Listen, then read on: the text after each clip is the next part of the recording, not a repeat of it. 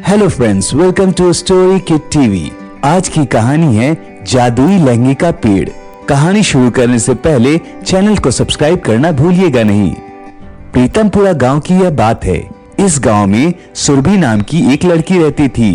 सुरभि गांव के एक कॉलेज में पढ़ती थी। सुरभि के पिताजी की तबीयत खराब रहती थी और सुरभि की माँ दूसरों के घर काम करके पैसे कमाती और घर चलाती थी। सुरभि का रंग थोड़ा सांवला था, जिस वजह से ना तो उसे गांव में ना कॉलेज में कोई उसे बुलाता था। सुरभि का कोई दोस्त नहीं था। वो बचपन से ही पेड़ पौधे के बीच रहती थी और उसने पेड़ पौधे को ही अपना दोस्त बना लिया था। उसने अपने घर के पीछे एक छोटी जगह में सुंदर पौधे और कई तरह के पेड़ उगाए थे। एक दिन सुरभि रोज की तरह कॉलेज गई थी और वहाँ कुछ लड़कियाँ बातें कर रही थी। ये काली बंदरिया कहाँ जा रही है? कल भी क्या कॉलेज में ऐसे ही फटे पुराने कपड़े पहन कर आओगी? तू इससे क्या कह रही है?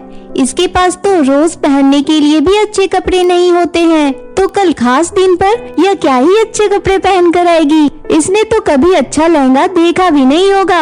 अगर गलती से इसके पास कोई लहंगा होगा भी तो इसकी सूरत का क्या? इसका चेहरा तो वैसा का वैसा ही रहेगा ना।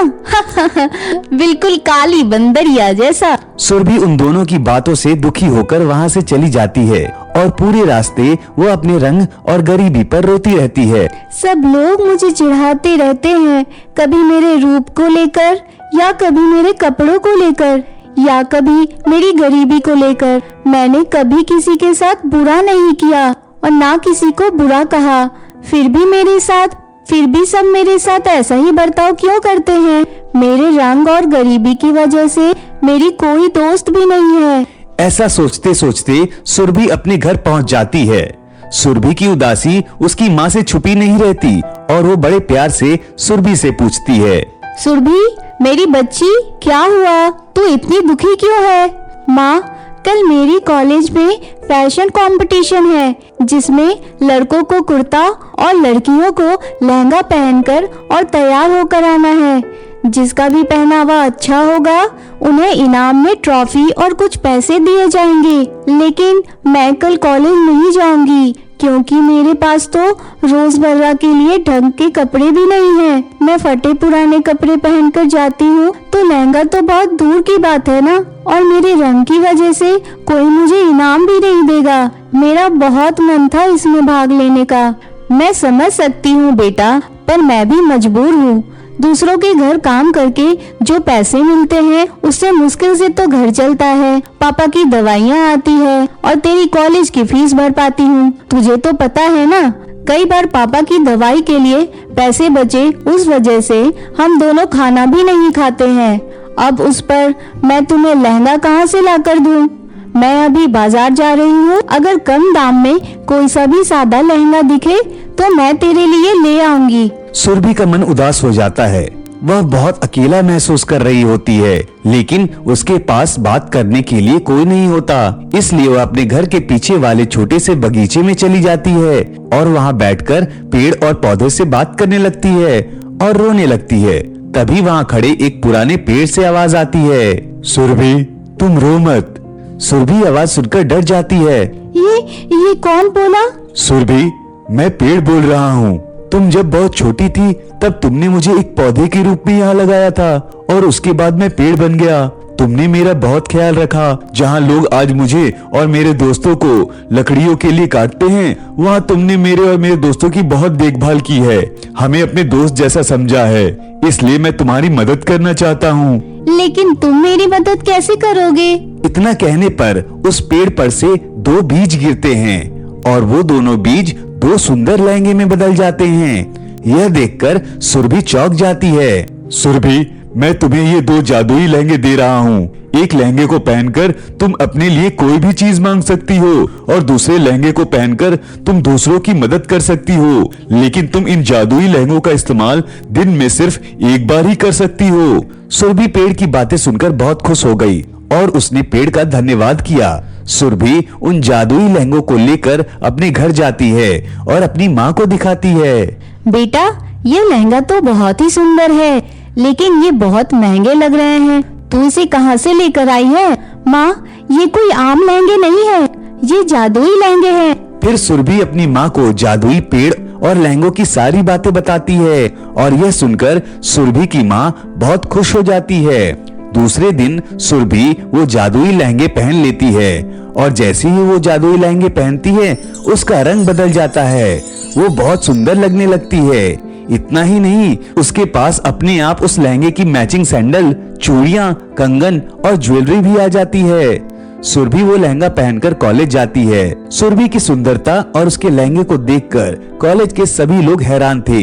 कॉलेज के लोग सिर्फ सुरभि का लहंगा ही देख रहे थे और वाकई सुरभि बहुत ही सुंदर लग रही थी। वो लड़कियां जो सुरभि को भला बुरा कहती थी वो भी उसे देखकर चौंक गई थी। सुरभि को उसके लहंगे और तैयार होने की ढंग की वजह से ट्रॉफी और इनाम में पैसे दिए जाते हैं। सुरभि खुश होकर घर आ जाती है और अपने माँ पापा को अपनी जीती हुई ट्रॉफी दिखाती है। दूसरे दिन सुरभि जादुई लहंगे को पहनकर बोलती है, हे जादुई लहंगे, मेरे पापा को बिल्कुल ठीक कर दो। सुरभि के इतना कहते ही उसके पापा बिस्तर से उठ जाते हैं और एकदम स्वस्थ हो जाते हैं। ये देखकर सुरभि की माँ बहुत ही खुश हो जाती है।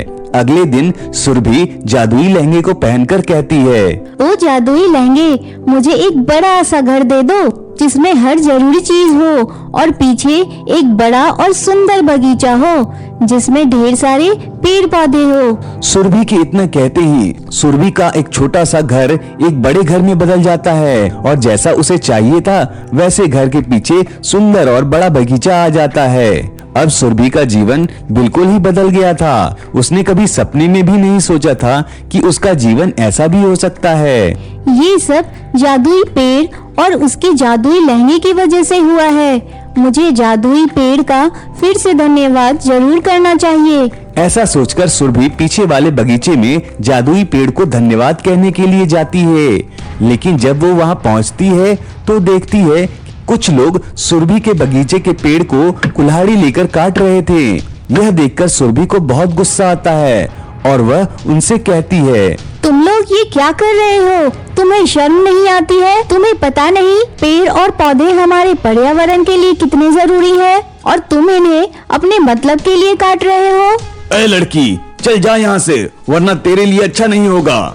सुरभि वहाँ से चली जाती है और तुरंत अपने घर पर चली आती है और जादुई लहंगे पहन लेती है और कहती है, ओ जादुई लहंगे, कुछ बुरे लोग मेरे घर के पीछे पेड़ और पौधे को काट रहे हैं, तुम उन्हें बचा लो। सुरभि इतना कहकर वापस बगीचे में देखने के लिए चली जाती है और वो देखती है उन लोगों के हाथों से कुल्हाड़ियां गायब हो चुकी थी और वो सब रस्सी से पेड़ से बन चुके थे। वो सारे लोग बचाओ बचाओ कहने लगे।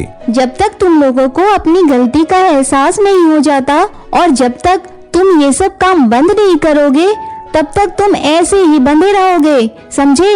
वो लोग सुरभि से माफी मांगते हैं और उनके माफी मांगते ही वह पेड़ से छूट जाते हैं और दुम दबाकर वहाँ से भाग जाते हैं और जादुई पेड़ अपने और अपने सारे दोस्तों की तरफ से सुरभि को धन्यवाद कहते हैं। सुरभि अपने घर वापस आ जाती है और हंसी खुशी अपने परिवार के साथ अपना जीवन बिताने लगती है। कहानी कैसी लगी कमेंट करके जरूर बताइएगा और हमारे चैनल को सब्सक्राइब करना भूलिएगा नहीं। मिलते हैं अगले स्टोरी के साथ।